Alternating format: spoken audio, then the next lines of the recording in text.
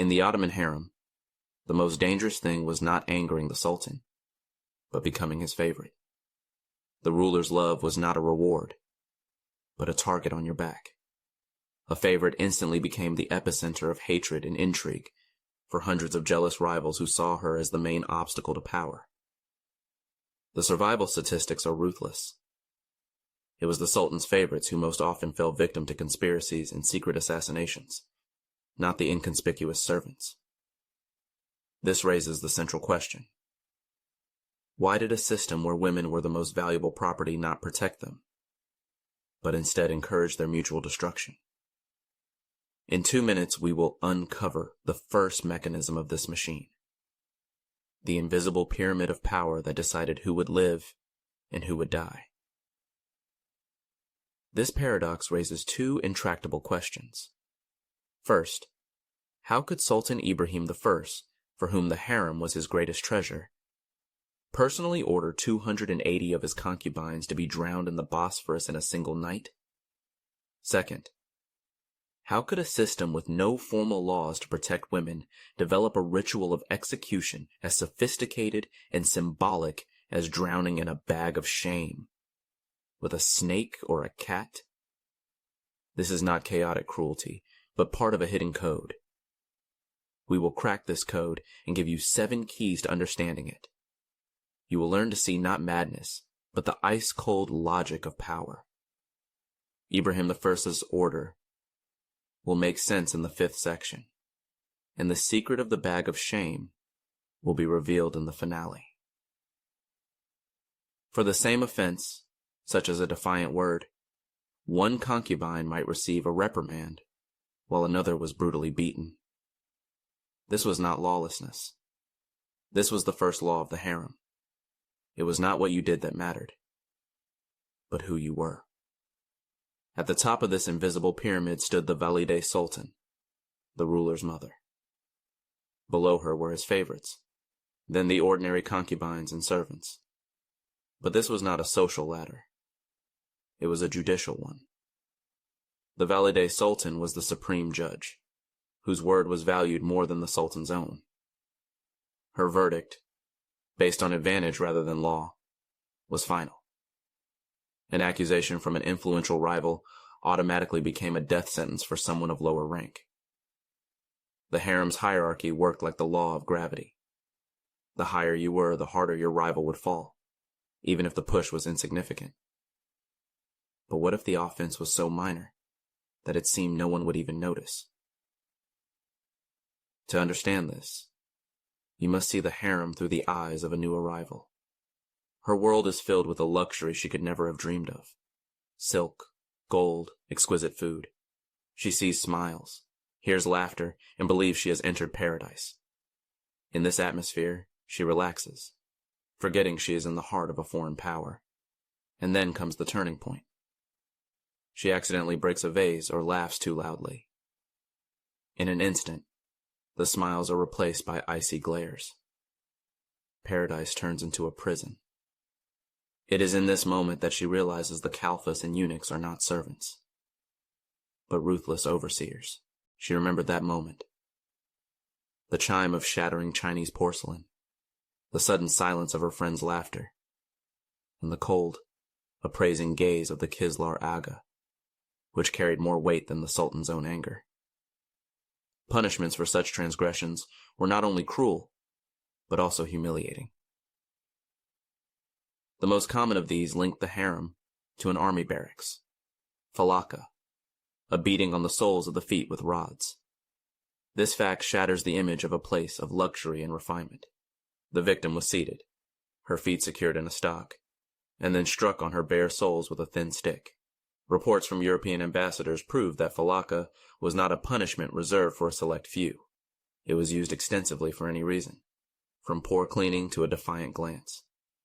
The punishment could consist of 20 or 30 blows with a thin dogwood stick. But one detail revealed the calculated cruelty. After the flogging, the mutilated feet were treated with a salt solution, or onion juice. Officially, this was for disinfection. In reality, it was to intensify and prolong the agony. The goal was not pain, but the destruction of will. But physical punishments from the overseers were predictable. Far more dangerous was the invisible war waged by the women themselves. Imagine yourself in the Valide Sultan's position. Your primary duty is the safety of your son and the stability of the dynasty. What is more dangerous? A rebellion of 100 servants, or the quiet intrigue of a single favorite who has won the Sultan's heart? The answer is obvious. An influential favorite can change the course of history.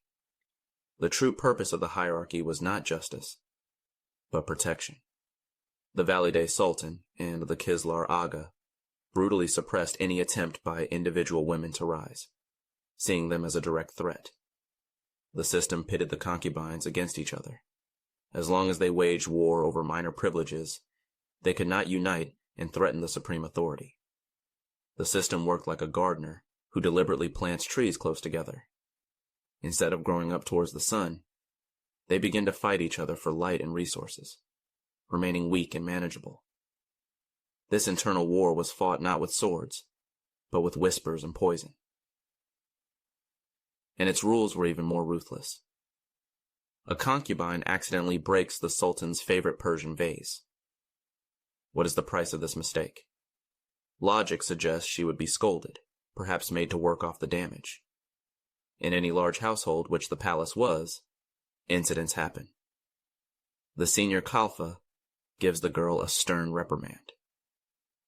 The matter seems closed, and the system appears strict but fair. But this is an illusion. The misdeed was immediately interpreted as disrespect to the Sultan and a bad omen. Punishment followed swiftly. The girl was thrown into a cold dungeon for several days with almost no food or water. Valide Sultan, known for her piety, could personally sentence a woman to be flogged for a crack on a cup. The severity of the punishment was determined not by the value of the vase, but by the mood of the valide, or the chief eunuch. Any incident was merely a pretext to demonstrate power. This led to even more sophisticated forms of psychological abuse. Why, in a harem where tables were groaning with food, was hunger one of the main tools of control? At first glance, being deprived of a meal is a simple and reversible punishment. But this was a sophisticated form of torture. A concubine could be locked in a room while, as a mockery, exquisite dishes were placed before her, brought in and taken away untouched. This was deliberate psychological abuse designed to break her will. The numbers shatter the myth of a light punishment. 2 days on bread and water meant a loss of up to 4,000 calories. This was enough to exhaust a healthy girl, reducing her to a shadow of her former self. Weakened, she would miss her turn with the Sultan and become easy prey for her well-fed rivals. Have you ever experienced true hunger? Now imagine it being done to you intentionally. What sound in the harem inspired more terror than the valide's scream? The quiet, monotonous thud of a wooden rod. This was the prelude to falaka. The procedure was meticulously planned. 2 eunuchs held the victim while a third delivered the blows. This was not an outburst of anger, but a cold, calculated demonstration of impersonal power. But reports from European ambassadors reveal a key detail: its public nature. Falaka was often carried out in front of other concubines, turning the punishment into a theater of cruelty. The goal was not so much to inflict pain on one person, as to humiliate her and intimidate everyone else. The victim's tears and screams served as a graphic lesson. The punishment had 2 aims: to break the will of one and to paralyze hundreds of others with fear. But the real danger came not from the overseers, but from the gray area of unwritten rules. Why were the most brutal rules of the harem unwritten? Because official punishments, though harsh, were predictable. There was a perverse logic. Transgression. Punishment. This created an illusion of order. A broken vase, loud laughter, laziness, all were part of a visible, regulated system. The real danger came from the world of intrigue, false accusations, and conspiracies, where punishment could follow without any transgression at all. Uncovering a rival's plot changed everything. It became clear that the main threat was not the overseer with a rod, but the smiling neighbor beside you. Official punishments were just a crude sieve, filtering out obvious offenders. The real danger lurked in the fine web of intrigue. And the weapons in this war were not daggers, but whispers and poison. A single glance from the Sultan turned her life into a fairy tale and her into a target. She received the best chambers, silk dresses, and envious stares. But the fairy tale didn't last long. Overnight, everyone around her became an enemy. Her dresses were accidentally torn before she went to the Sultan. Dirt found its way into her food. Rumors, each more vile than the last, were spread behind her back. The culmination was a planted piece of jewelry. She was accused of theft, with a brooch belonging to an influential rival placed in her chest. In a system where the word of a superior was a verdict, her fate was sealed. For this, there was a mechanism more effective than any weapon. Its name was denunciation. What weapon in the harem was more dangerous than a dagger? A word. A single word, whispered in the ear of the Valide or the Kislar Aga, set the machine of destruction in motion. At first glance, the system was simple. Servants and eunuchs passed information up the chain, but an accusation was almost never verified. The presumption of innocence was a non-existent concept. If an accusation weakened a new upstart favorite, it was immediately taken as gospel. The victim's word carried no weight. Harem Sultan was a master of this weapon. Her whispers in the ear of Sultan Suleiman cost the lives of Grand Vizier Ibrahim Pasha and the eldest heir Mustafa, the two most powerful men in the empire. But what if rumors weren't enough? Then something more tangible came into play. It made every woman fear her own plate of food. Why did the Topkapi Palace Apothecary, according to its ledgers, stock so many antidotes? Poisoning was a quiet and hard-to-prove way to get rid of a rival. A sudden death could easily be attributed to illness. But the main targets were not so much the concubines as their children, especially their sons, the heirs. Eliminating a rival's son cleared the path to the throne for her own child. The stakes were raised from personal survival to a struggle for the future of the empire. Poison was everywhere. It was added to food and drinks, rubbed into clothing, and mixed into cosmetics. This paranoia was like a constant itch under the skin that could not be soothed. The threat was invisible but felt in every sip of water. The women's war was brutal, but it was a war of equals. But what happened when a concubine challenged the dynasty itself? What was more terrifying? The hatred of hundreds of rivals or the cold contempt of a single member of the ruling dynasty? This question draws a line between the two wars of the harem. We have seen the cruelty of the internal struggle, where denunciations and poisons were used. But for all its ruthlessness, this was a war of equals. Everyone had a chance to win, as Harem proved. Everything changed if a concubine openly insulted the Valide Sultan, the ruler's sister, or the ruler himself. At that moment, she became an enemy of the dynasty, and the punishment for this was entirely different. She was not secretly poisoned or beaten with rods. A fate awaited her that many considered worse than a quick death. She was sent to a place of no return, a luxurious tomb known as the House of Tears. How do you punish a woman who had everything? The Sultan's love, power, luxury, without taking her life? The system found a way to kill hope while leaving the body alive. Imagine.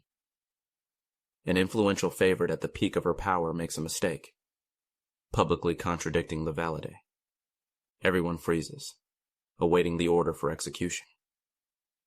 But instead of screams and torture, guards enter her chambers. They say nothing.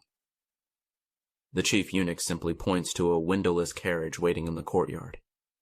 It was a silent ritual of erasure from life. At that moment, she understands. She no longer exists. She will never see the Sultan again, nor, most terrifyingly, her children. Her name is forbidden to be mentioned. Her heart still beats, but her life is over. The old palace in Edirne, or Istanbul, was not called the House of Tears for nothing. Formerly, it was a place of honor, where the harems of deceased sultans lived out their days. On paper, it was a dignified and secure retirement. But the palace had a second, punitive function.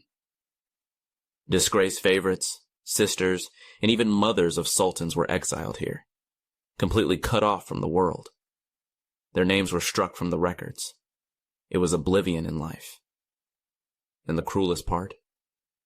This punishment was irreversible. In the entire history of the empire, almost no one ever returned to power from the old palace. It was like a slow erosion. Year after year, it washed away a woman's status, her memories, and her identity, until only an empty shell remained. What was the most cost-effective punishment? The question sounds cynical, but it reveals the system's ice-cold logic. Executing the mother of an heir or an influential favorite was risky. It could provoke a janissary revolt or discontent at court. Exile was the perfect solution. It allowed for the writing off of a costly asset without physically destroying it. It was a way to clear the harem of problematic women to make room and budget for new ones. The ledgers of Topkapi Palace confirm that maintaining the old palace cost the treasury enormous sums. But this was considered an acceptable price for political stability. Yet even this pragmatic system was powerless before one single crime. Now, imagine you have a choice. A quick death in the prime of your life, remembered as the Sultan's beloved, or a long, comfortable life in complete oblivion, knowing you have been erased from history and from the memory of those you love. What would you choose? For a modern person, the answer is obvious. But for a 17th century woman, whose identity was inextricably linked to her status and her children, it was different. To lose that was to lose herself. A life of oblivion was torture stretched over decades. It was the destruction of the soul. A fate worse than death. You have only two options. A quick death or a slow oblivion. But for one sin, there was not even that choice. How could an accidental glance from a prize concubine at a gardener become a capital offense, punishable by death? A report from a eunuch who witnessed the glance would immediately trigger the procedure. In the closed system of the harem, the principle of the Sultan's absolute ownership applied, and any suspicion of infidelity was equated with proven fact. But this was not justice. The verdict was delivered instantly and was irreversible. Not only was she punished, but any man who fell under suspicion was executed immediately and without question. A denunciation of infidelity acted like a spark in a powder keg. There was no time for an investigation. The system reacted with an immediate explosion. The true reason for such cruelty lay not in jealousy but in cold state policy.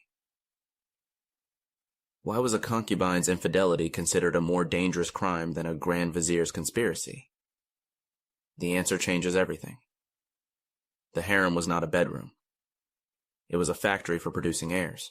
Any shadow of a doubt about the purity of a Shahzada's bloodline, a sultan's son, was a time bomb under the throne. It was a direct threat of civil war between potential heirs and the collapse of the entire dynasty. Therefore, the system suppressed even the most microscopic possibility of infidelity.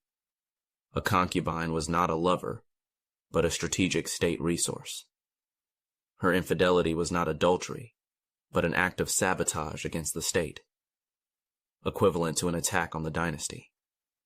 This is precisely why the accusation of infidelity became the deadliest weapon in harem intrigues. And it was a weapon that was actively used. How could infidelity be proven in the most isolated place on the planet, where entry for men was fatally forbidden? It couldn't. The most terrible crime was practically impossible to commit. And therein lay its true power. The accusation of infidelity was the perfect murder, because it required no proof, and left the victim no chance of exoneration. A rival could plant a man's handkerchief, still holding a foreign cent, in the victim's chest, or bribe a eunuch to slander a disfavored favorite. In the hermetically sealed world of the harem, such evidence was irrefutable. It was the quickest and most effective way to eliminate an enemy, and it always led to one conclusion: the death penalty. If the sentence was always death, did it matter how it was carried out? Yes. The Ottomans developed a sinister ritual of bloodless execution that was as important as the verdict itself. Drowning in the Bosphorus was not just murder. It was a performance with deep subtext related to purity, shame, and power. This ritual served three purposes: to punish, to humiliate, and most importantly to erase the offender from memory, cleansing the palace of her sin. There was a ritual that became a legend, a final journey that began in a palace dungeon and ended on the cold floor of the Bosphorus. How could you destroy a powerful rival without touching her or even raising your voice? There was a way to make the system itself, with its rules and executioners, do your dirty work for you. Any influential figure, from the Valide to Harem, had her own network of spies. At first glance, this was simply for gathering information for protection.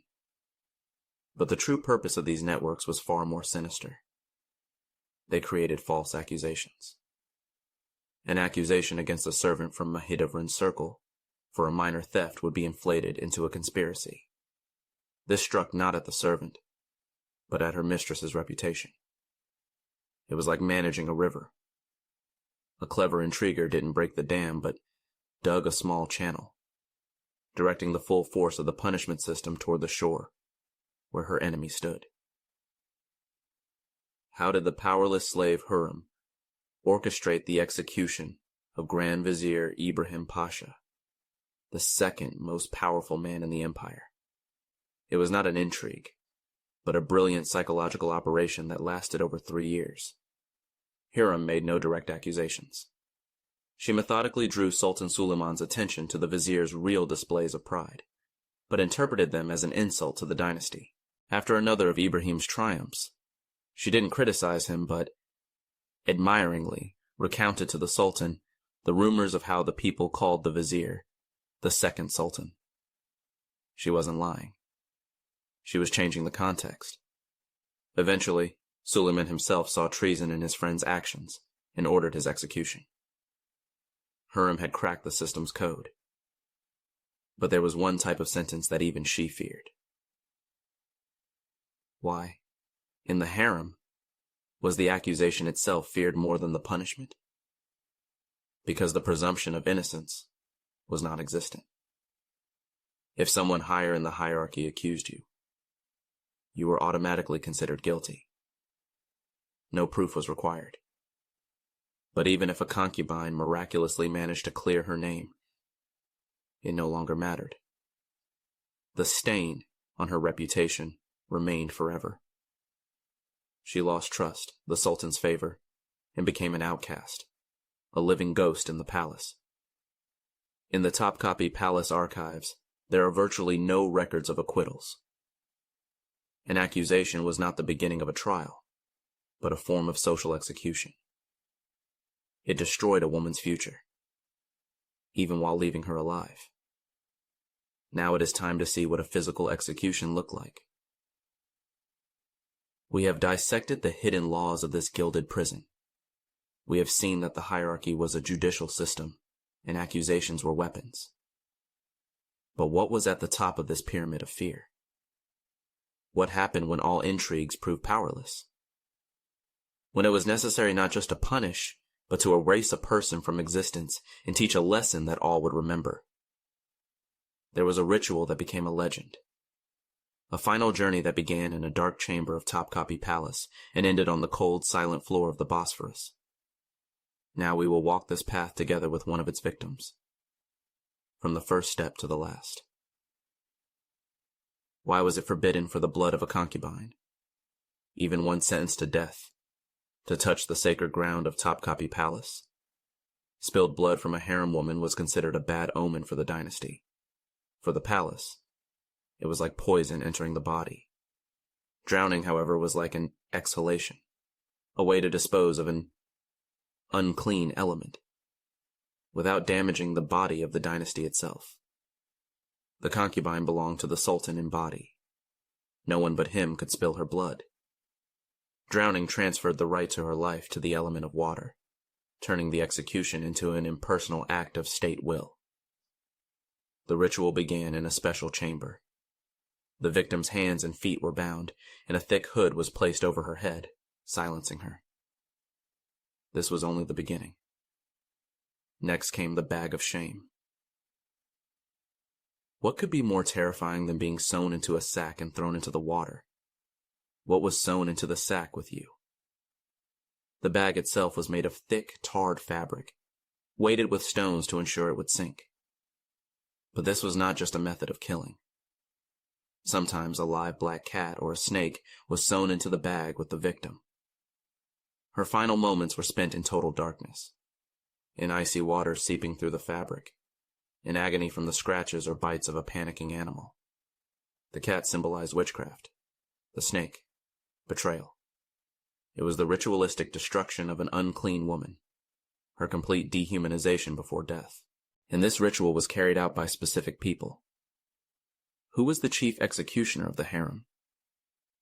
The answer is shocking.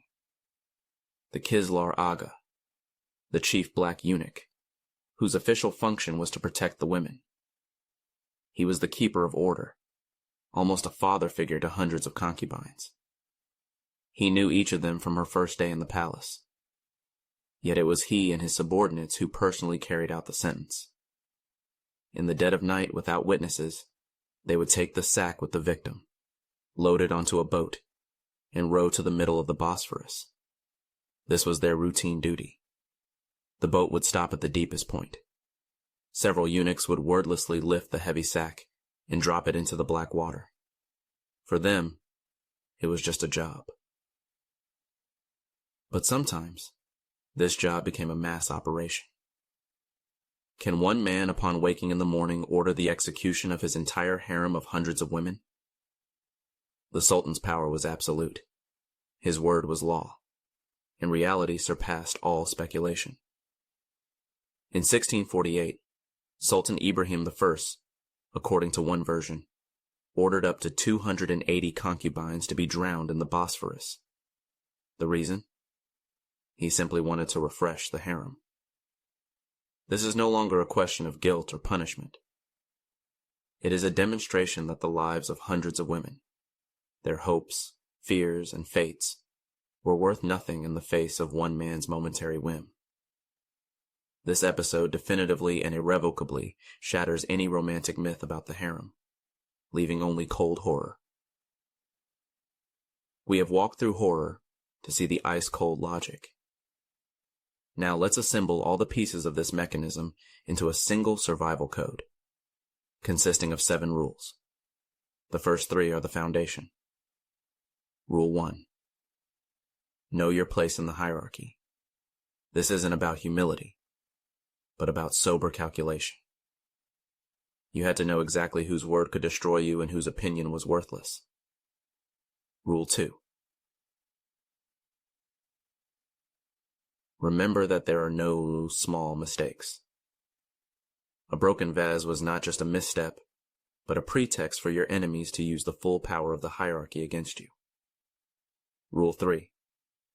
Your greatest enemy is your neighbor. The danger came not from eunuchs with rods, but from smiling rivals waging a war of whispers and poison. Harem understood this first. She didn't just avoid mistakes. She learned to use her enemies' minor transgressions to appeal to the hierarchy and destroy them. She mastered defense. But to gain power, she needed to attack. For that, there were other laws. Rule 4. Never insult the dynasty. This was an absolute taboo, a red line. Violating it led not to a quick death, but to a slow oblivion in the house of tears, which was far more terrifying.